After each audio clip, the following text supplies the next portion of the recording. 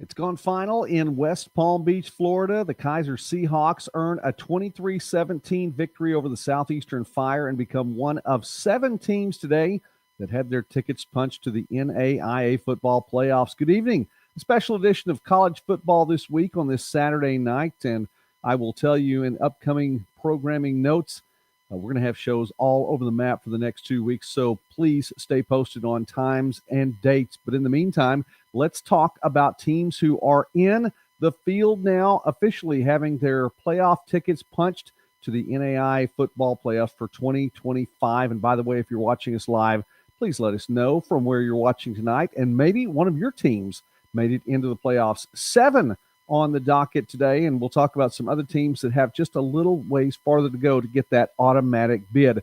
Let's go ahead then. Look, the first one, well, this one probably a fairly easy one to recognize. This team has been among the top all year long, undefeated, and that would be the Friends Falcons, who come in today with a victory 66-7 over Sterling. That's the final. The Friends Falcons earn the automatic playoff bid from the Bissell Division in the KCAC. Across the way in divisional play, how about the Evangel Valor? And the Valor get a 51-0 win over Bethel today, and they earn the automatic bid from the Kessinger Division. So 2 down there, a few more to go. One of the big games of the day included this team, the College of Idaho Yotes, a big-time game and a big-time win for the Yotes, 36-13 the final over Carroll. And no matter what happens in this next game, well, it's basically a game-and-a-half advantage now because the Yotes would have the tiebreaker with Carroll in the season finale. All right, shout-out, by the way, to Edward Smith watching us tonight. Thanks for watching, Edward. Appreciate that, for stopping by. USF, well, we'll talk about them just briefly.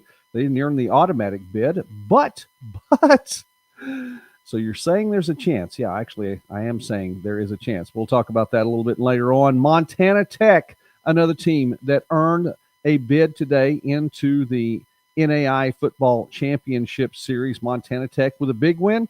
And I heard Henchman 21 say that this was one that was circled on the calendars before. A little payback taking place in Dickinson, North Dakota, 31-7. The final there, the Diggers remain undefeated, and they earn an automatic bid to the Football Championship Series as well. This logo should come as no surprise because now the Grandview Vikings have won 69 consecutive regular season games. They are the 2024 national champions, and even though it's under new management, well, you know what? Same things come on across as the Vikings get a win again. 62-7 over Culver Stockton today, and Grandview, even with a loss in that final game, wouldn't matter, would have the tiebreaker over William Penn. The Statesmen are continuing to roll as well. I mentioned Kaiser, so let's go ahead and put that graphic up there. The Kaiser Seahawks get the win over Southeastern today, and Kaiser is undefeated all time in Sun Conference play. 25 victories, no losses for the Kaiser Seahawks. And, Coach Miles Russ, similar record in the regular season. His only loss was in the national championship game last year. Coach Russ undefeated in regular season play. And one more, and we're calling this one, even though it's going to sound a little bit odd, I feel like it's like an election night show here. Midwest Sports Net's calling this one. Midwest Sports Net is, in fact, calling this one, and that is the Benedictine Ravens. The Ravens with a big victory today, 31-10 over Baker in Baldwin City. And there, is the possibility for a 3-way tie. Now, Baker has played through the divisional portion of its schedule, so Baker's done. The one loss is there. Benedictine has no losses. However, the Ravens are going to take on Mid-America Nazarene in the season finale, and there could be a loss to Mid-America Nazarene at that point in time. However, the tiebreaker system is out there, and shout out to Corey Thorpe with NAIF Ball for posting that for the folks to see. And the tiebreaker at this point in time, if you eliminate teams in a 3-way tie, and you have to go down a little bit to get to this point, but Benedictine has the tiebreaker with better records. The only loss to a conference play, not only a divisional play, but conference play, would be to Grandview, and so that would eliminate Baker and Mid-America Nazarene with a couple of losses, not in divisional play, but in cross-divisional play. So we're calling Benedictine to get the ticket punch there. That means 7 teams are in the field right now. 13 more will have an opportunity to play in the postseason in the NAIA. Let's talk about some other things quickly here on this Saturday night. Don't forget, we will have our regular Sunday night show at 9 o'clock Eastern, 8 p.m. Central here on Midwest Sportsnet's YouTube channel, College Football This Week. We'll talk about the Week 11 slate as a whole. We'll talk about the top 5 performances. We'll talk about how our Bet the Barn picks played out and a few more things on Sunday night show. So don't forget about that as well. All right. No graphics on this one. We were just talking about winners here. So we'll just mention some other conferences. Appalachian Conference. Reinhardt beat Point 69-10, and Pikeville beat Kentucky Christian 51-42. So it all comes down to Saturday, November 15th. Same thing in the GPAC. Dordt beat Concordia 56-20. Morningside beat Mount Marty 63-20. And it all comes down to Saturday, November 15th. Reinhardt will play Pikeville. Winner will get the automatic bid. There will not be an at-large bid out of the Appalachian Conference. In the GPAC, Dordt will play Morningside. Winner will get the automatic bid. It is very likely, and I believe, that the loser of this game will be in the playoffs as well and get the at-large bid from the GPAC Conference. Let's move on through here. Marion, St. Francis of Indiana, and St. Xavier in the Mid-States Midwest, all won. And it is possible for there to be a 3-way tie at the top of the Midwest. Marion has no losses in divisional play. St. Francis has 1 loss, and that's to Marion. St. Xavier has 1 loss, and Marion and St. Xavier will play next weekend. And so if St. Xavier gets a win over Marion in that one, well, it would come down to tiebreaker rules for 2 teams, 3 teams, and then it would go down to the next thing down the list, which is the highest ranked team in the NAIA coaches poll. Now, we've talked all season long and through the summer about the fact that the coaches ranking would not really play a factor in the determining of teams in the playoff field this year. And yet it could come down to that in the Mid-States Midwest. Also in the Mid-States Mideast, Indiana Wesleyan won today. Siena Heights lost today. And so it's not going to come down to a winner-take-all next Saturday when those 2 teams play. Siena Heights lost to Taylor. Taylor has 1 loss in Mideast Division play. Siena Heights now has 1 loss in Mideast Division play. Indiana Wesleyan, no losses in divisional play. They'll take on the Saints from Siena Heights next week. There could be a 3-way tie, and the same tiebreaker rule applies for that one. Of course, in the Mid-States Conference overall. Mid-States Football Association to term it correctly.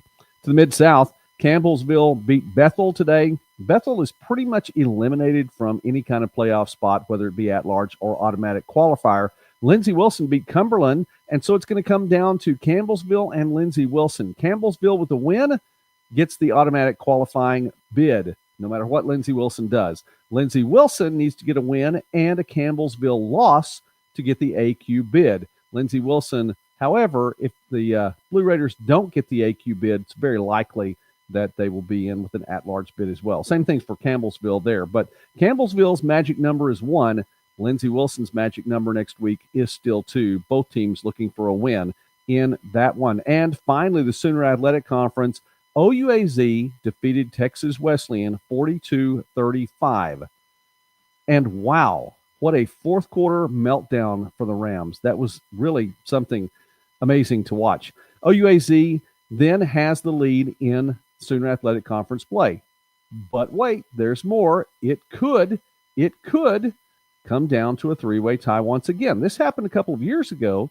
Louisiana Christian defeated Texas Wesleyan in the final game of the season. All Texas Wesleyan had to do 2 years ago was win the game or lose by only 9 and would have the tiebreaker through point differential. Louisiana Christian won by 10. And that actually was a second half, fourth quarter meltdown for the Rams too. That was very unfortunate. So Texas Wesleyan plays Wayland Baptist on Saturday at home. The big game is the OUAZ game with Louisiana Christian. If OUAZ wins, they win out and would win the conference and the automatic bid. If Louisiana Christian wins, then it's a 3-way tie. OUAZ would be out of the mix in the three-way tie. Louisiana Christian would have to win by 60 to get the tiebreaker. Just saying, those are the numbers that are right there. If Louisiana Christian wins and wins by 59 or less over OUAZ next week, Texas Wesleyan would get the automatic bid to the playoffs from the Sooner Athletic Conference. So that is a rundown. It is a brief show tonight as we look. Robert watching tonight as well. Hey, Robert, bad day today for the Bulldogs. And, of course, he's referring to Concordia as Concordia took a big-time loss to Dordt. So Concordia really not seeing playoff chances there this year. But I know that the future is bright for the Bulldogs, and we look forward to talking more Concordia football with you, Robert, here on the channel. Edward, I hope I got that St. Francis mention in there as it needed to be done, because there is still a chance to get the automatic bid. And with the way things played out today, I think St. Francis is in good position for an at-large bid as well. We'll talk about a lot more things like that tomorrow on the show. A brief show tonight, but we definitely wanted to come on and talk about the automatic qualifiers to the playoffs. So in summation, 7 teams got their tickets punched to the NAIA Football Championship playoff field for 2025 with the results of today's games. And those teams are Friends, Evangel, College of Idaho, Montana Tech, Grandview, Benedictine, and Kaiser, all going to the playoffs in 2025. Congratulations to those 7 teams. We'll talk a whole lot more college football here on the channel Sunday night at 9 p.m. Eastern, 8 p.m. Central. If you're watching us in Frontier Conference country, 7 p.m. Mountain Time and 6 p.m. out in Redding, California as well. Thanks for watching tonight. God bless you all. Appreciate you stopping by, and Edward and Robert for being part of the chat as well. See you all tomorrow night here on Midwest Sports Net. God bless you. Have a great night.